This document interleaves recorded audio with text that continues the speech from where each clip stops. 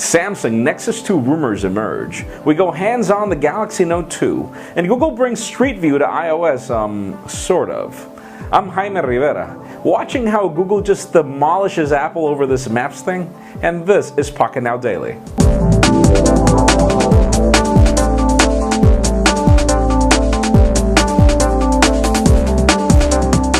Let's start today's show talking about the greatest rumors having to do with Nexus products. First of all, we've got Carphone Warehouse mentioning the existence of a Samsung Nexus 2, and they're also talking about a 32GB Nexus 7. Anybody happy with those 32 gigs on the Nexus 7? Say hallelujah, because I will. I'm happy about that. But my problem with these retailers is they always come up with these weird names for their products, even in the iPad when I went to Best Buy recently. But so far, case makers always know about products really early on. And this Samsung Nexus 2 was being dubbed by Invisible Shield, so I'll probably believe that one. T-Mobile has just announced their intention to merge or buy Metro PCS, which is kind of funny because Pink always wanted to go orange with AT&T recently.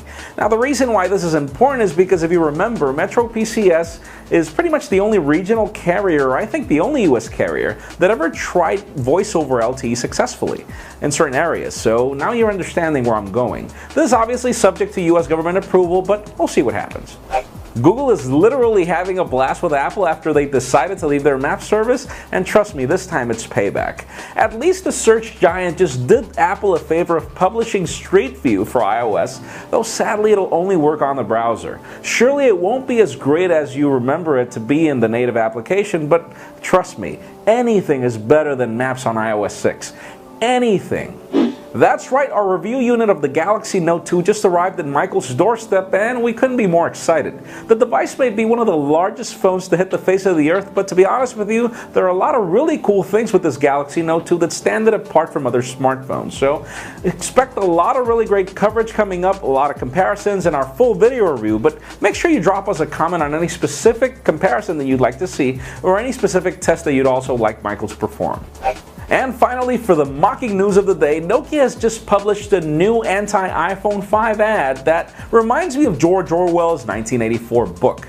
The reason why this rings a bell is because, well, Apple did the same with their 1984 ad of the first Mac, and so did Motorola with their ad of the first Zoom, and if you remember, neither of these products sold well. I don't think Nokia's approach is really good because, first of all, they're mocking iPhone 5 customers as dull, and, well, these are all potential Nokia customers, and then they're mocking the fact that the iPhone only has two colors, black or white. And that leads me to the question of the day. Do you need color in your phone for it to look cool? I honestly like my phones in either black or white, so leave us a comment down below. Now, if you want an earlier scoop of everything that's happening in the smartphone and tablet world, make sure you follow us on PocketNow.com. Please give this video a thumbs up if you like what you saw. I'm Jaime Rivera. Thanks for watching.